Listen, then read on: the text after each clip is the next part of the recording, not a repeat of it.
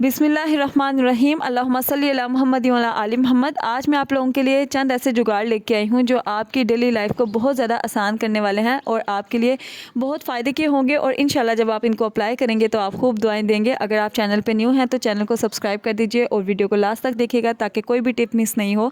चलते हैं हम टिप नंबर 1 की तरफ।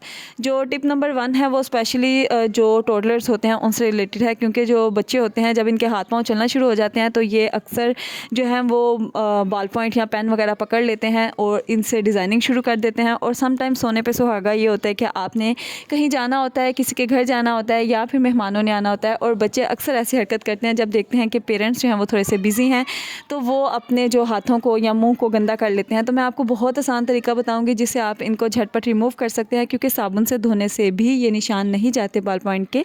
तो आपने क्या करना है, कोई भी परफ्यूम ले लेना है और उस परफ्यूम को आपने स्प्रे कर देना है सिंपली। और अब आप देखें कि जैसे ही मैंने परफ्यूम स्प्रे किया है जो बॉल पॉइंट की इंक है वो साथ ही रिमूव होना शुरू हो गई है।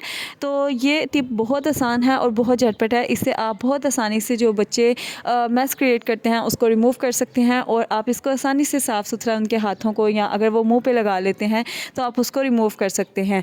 तो ये देखें जैसे जैसे मैं इसके ऊपर जो है वो परफ्यूम स्प्रे कर रही हूँ इसकी सारी बॉल पॉइंट की इंक जो है वो रिमूव होती जा रही है और इसका जो हाथ है वो बिल्कुल साफ़ सुथरा हो गया है। तो उम्मीद करती हूँ आपको ये वाली टिप बहुत पसंद आई होगी। ये स्पेशली मदर्स के लिए है, क्योंकि बच्चे जो हैं वो ऐसे काम करके मदर्स को बहुत परेशान करते हैं और ख़ुद बहुत खुश होते हैं। तो ये उनके लिए बहुत आसान तरीका है। उम्मीद करती हूँ ये टिप पसंद आई होगी। चलते हैं टिप नंबर 2 की तरफ। जो टिप नंबर 2 है वो बेसिकली हमारी जो फ्रिज से रिलेटेड है, क्योंकि हम फ्रिज में ना अक्सर चीज़ें सेव करते हैं लेकिन ये होता है कि बहुत ज़्यादा मैस हो जाता है और फिर ये होता है कि रखने की जगह भी नहीं बचती। तो ये अगर हम टमाटर्स वगैरह या इस तरह कोई भी चीज़ सेव करते हैं तो इनको बकेट में रखने की बजाय मैं आपको बहुत आसान तरीका बताऊंगी जिससे आप इनको आसानी से सेव भी कर सकते हैं और जब दिल किया इनको निकाल सकते हैं। आपने कोई भी पुरानी जो है वो बॉटल ले लेनी है और बॉटल पे आपने कट लगा लेना तो गर्म करके आप इसको आसानी से कट लगा सकते हैं। आप देख सकते हैं कि मैं किस तरह से कट लगा रही हूँ। आपने ना इसकी एक विंडो सी बना लेनी है, तो उस विंडो से हमें ये फ़ायदा होगा कि हम आसानी से जो भी चीज़ सेव करनी हो, ज़रूरी नहीं कि टोमेटोस ही हों, आप अनियंस वगैरह, गार्लिक, कोई भी चीज़ आपने सेव करनी हो आप इस तरीके से इस बॉटल में सेव कर सकते हैं। तो यहाँ से आप अंदाज़ा लगा सकते हैं कि अक्सर ऐसी चीज़ें होती हैं जो हमें फ़ालतू लगती हैं लेकिन वो हमारे लिए कितनी ज़्यादा फ़ायदेमंद होती हैं। तो आप इस तरह से एक विंडो बना लें और 1 बाय 1 जितने भी टोमेटोज़ हैं आप इनमें डाल लें और ये देखने में भी बहुत प्यारा लगेगा और इससे आप आसानी से टोमेटोज़ जो है वो सेव कर सकते हैं। आपकी फ्रिज में ये ज़्यादा जगह भी नहीं लेगा। तो उम्मीद करती हूँ आइडिया आपको बहुत पसंद आया होगा और इस तरीके से आप जितनी भी चीज़ें हैं वो सेव कर सकते हैं और अपनी फ्रिज को आप नीट और क्लीन रख सकते हैं। तो ये देख सकते हैं कि ये बॉटल में टोमेटोज़ कितने प्यारे लग रहे हैं। और अगर आपको मेरी टिप्स या फिर आपको मेरी रेमेडीज़ या रेसिपीज़ पसंद आती हैं तो चैनल को लाजमी सब्सक्राइब किया करें, वीडियो को लाइक किया करें, ज़्यादा से ज़्यादा शेयर किया करें। ये आपकी तरफ से हौसला अफजाई होती है और कमेंट करना ना भूला करें, क्योंकि जब आप कमेंट करते हैं तो मुझे पता चलता है कि मेरे सब्सक्राइबर्स जो है नेक्स्ट कौन सी रेसिपी डिमांड करते हैं। चलते हैं टिप नंबर 3 की तरफ। टिप नंबर 3 जो है वो हमारी नाइफ़ से रिलेटेड है। अक्सर ये होता है कि हमारी जो नाइफ़ होती है ना वो इतनी तेज़ नहीं होती और वेजिटेबल कटिंग करनी हो या फिर हंडिया बनानी हो तो बहुत मसला होता है। तो यहाँ पे ना मैं आपको आसान तरीका बताऊँगी। आपने कोई भी कप लेना है, उसकी बैक साइड को आपने थोड़ा सा गर्म कर लेना है। जैसे ये गर्म हो जाए तो उसके बाद आपने क्या करना है कि अपनी नाइफ़ को इससे तेज़ करना है। अब ये होता है कि नाइफ़ अगर तेज़ नहीं हो तो हमें बाहर से तेज़ करवानी पड़ती है। तो आप इस तरीके से घर में आसानी से जो नाइफ़ है उसको तेज़ कर सकते हैं। तो आपने जिस तरीके से मैं इसको तेज़ कर रही हूँ आपने इस तरीके से इसको तेज़ करना है। इससे ये होगा कि इसकी धार जो है वो बहुत ज़्यादा तेज़ हो जाएगी और आप आसानी से अपना किचन का काम कर सकते हैं। वेजिटेबल्स वगैरह या फिर कोई भी चीज़ आपने कट करनी हो तो आप कर सकते हैं कट। तो ये टिप जो है ना ये किचन से रिलेटेड स्पेशली इसलिए है क्योंकि ये जो खाना वगैरह तो हमने रोज़ बनाना होता है तो उसमें सबसे ज़्यादा इंपॉर्टेंट रोल ही जो है वो छुरी का होता है। और ये देख सकते हैं कि इसकी धार कितनी तेज़ हो गई है और इस तरह से आप जितनी भी आपके पास नाइफ्स वगैरह हैं आप उनको तेज़ कर सकते हैं। तो यहाँ ये टिप मैंने खुद भी अप्लाई की है तो मुझे इससे बहुत फ़ायदा हुआ। चलते हैं टिप नंबर 4 की तरफ। टिप नंबर 4 जो है वो ऑरेंजेस से रिलेटेड है। अब मैं आपको ना एक काम बताऊंगी जिससे आपको 3 फ़ायदे होंगे। आपने एक ऑरेंज लेना है, उसको पील ऑफ करना है, क्योंकि विंटर्स हैं तो ये हर घर में तकरीबन मौजूद होते हैं। आपने उसको पील ऑफ करना है, जितने भी उसके छिलके वगैरह है वो उतार लेने हैं। अब इसका पहला फ़ायदा ये है कि जो ऑरेंज होगा वो आप खा सकते हैं और दूसरा फ़ायदा ये है कि जब आपने क्या करना है इनके छिलकों को पानी में डाल के बॉयल करना है। इससे ना आप एक तो फ्रेगरेंस इतनी अच्छी आपके पास एक स्प्रे बन जाएगा जिसकी फ्रेगरेंस ऑरेंज की होगी और बहुत ज़बरदस्त होगी। आप इसको अपने घर में कहीं पर भी स्प्रे कर सकते हैं।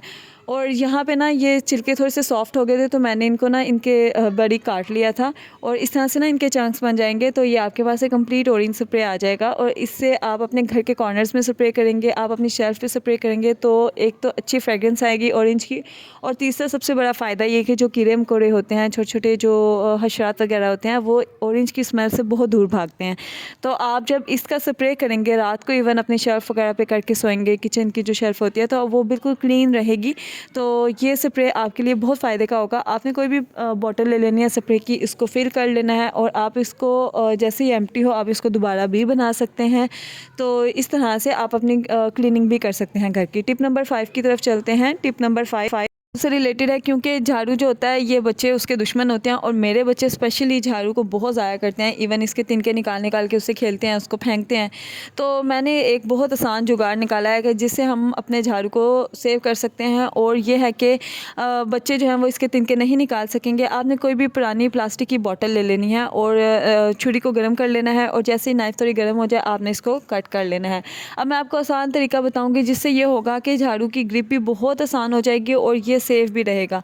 तो इस तरीके से जिस तरह से मैं कट कर रही हूँ, आपने बोतल को 2 पार्ट्स में डिवाइड कर लेना है। जो इसका अपर पार्ट है वो हमें नहीं चाहिए, हमें इसका लोअर पार्ट चाहिए, क्योंकि इससे हम जो है वो झाड़ू की ग्रिप बनाएंगे, एक उसका कवर बना देंगे जिससे ना बच्चे इसके तिनके नहीं निकाल सकेंगे और आप आसानी से झाड़ू को जो है वो उसको सेव भी कर सकते हैं। तो अब आप ये देख सकते हैं कि मेरे पास इसका लोअर पार्ट आ गया है। तो मैं आपको बताऊँगी कि किस तरह से आपने इसके अंदर जो है वो झाड़ू को एडजस्ट करना है। आपने झाड़ू की जो बैक साइड होती है उसको इसके अंदर लगा देना है। उसको अच्छे से पहले दबा लें ताकि उसके सारे तिनके इकट्ठे हो जाएं, और उसके बाद इसको इसके अंदर लगा देना है। अब आपने क्या करना है कि फ्लेम को आपने बिल्कुल लो रखना है और चूल्हे को ऑन करके फ्लेम को लो रखना है और उसके ऊपर इसको हल्का हल्का हीट देना है। ज़्यादा हीट नहीं देनी, हल्की हीट देने से ही प्लास्टिक जो होता है जैसे ही गर्म होना शुरू हो जाए तो ये सिकुड़ना शुरू हो जाता है, अपनी जगह से मूव करना शुरू हो जाता है। तो इस तरीके से ये होगा कि प्लास्टिक झाड़ू के गिर्द एक टाइट ग्रिप बना लेगा और इससे आपका झाड़ू जो है वो भी सेव हो जाएगा। उसके ऊपर एक कवर आ जाएगा और इसके तिनके जो हैं वो भी बच्चे नहीं निकाल सकेंगे। तो ये वाली टिप जो है ये मदर्स को बहुत पसंद आने वाली है, और इससे आप ये जो झाड़ू के ऊपर हम कपड़ा बांधते हैं इसको जो है वो मजबूती देने के लिए और इसको बाइंड करने के लिए आप अगर वो भी उतार देंगे ना तो वो फिर भी आपका काम चल जाएगा।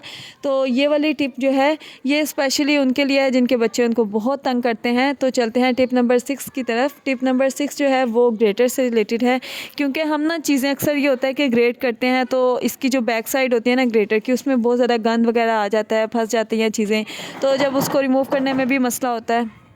के साथ ना बहुत आसान तरीका शेयर करूँगी जिससे आप अपने ग्रेटर को भी साफ़ सुथरा रख सकते हैं, आपको ज़्यादा मेहनत भी नहीं करनी पड़ेगी। तो यहाँ पे आप देख सकते हैं कि मैंने इसको ग्रेटर से कद्दूकस किया है गार्लिक को। तो ये है कि इसकी बैक साइड से ना जब हम गार्लिक वगैरह रिमूव कर देते हैं तो फिर भी इसके कुछ ज़रात जो हैं वो इसमें रह जाते हैं, और स्पेशली जब आप जिंजर को करते हैं ग्रेट तो ये मसला ज़्यादा होता है। तो आपने एक शॉपर ले लेना है इस मसले से बचने के लिए। आपने कोई भी पॉलीथीन बैग ले लें, उसमें इस ग्रेटर को डाल लें और इस तरह से ये होगा कि इसके ऊपर एक प्लास्टिक की लेयर सी आ जाएगी। तो आपने इसके बाद जिंजर गार्लिक कोई भी चीज़ हो आपने इसको ग्रेट करना है। जब आप इसको ग्रेट करेंगे तो आपकी जो चीज़ है वो भी अच्छे तरीके से कद्दूकस हो जाएगी और आपका जो ग्रेटर है वो भी बिल्कुल साफ़ सुथरा रहेगा फ्रंट और बैक से। आपको बार बार इसको साफ़ करने की ज़रूरत भी नहीं पड़ेगी। तो ये वाली टिप जो है ये बेसिकली इसलिए है, बताने का मकसद, आपको ये सारी टिप्स आपसे शेयर करने का मकसद यही होता है कि घर में वो जो छोटी छोटी चीज़ें ऐसी होती हैं जो कि हमें बेकार लगती हैं लेकिन वो हमारे लिए बहुत ज़्यादा फ़ायदेमंद होती हैं और हम इनको इस्तेमाल करके अपने लिए बहुत ज़्यादा आसानी भी कर सकते हैं।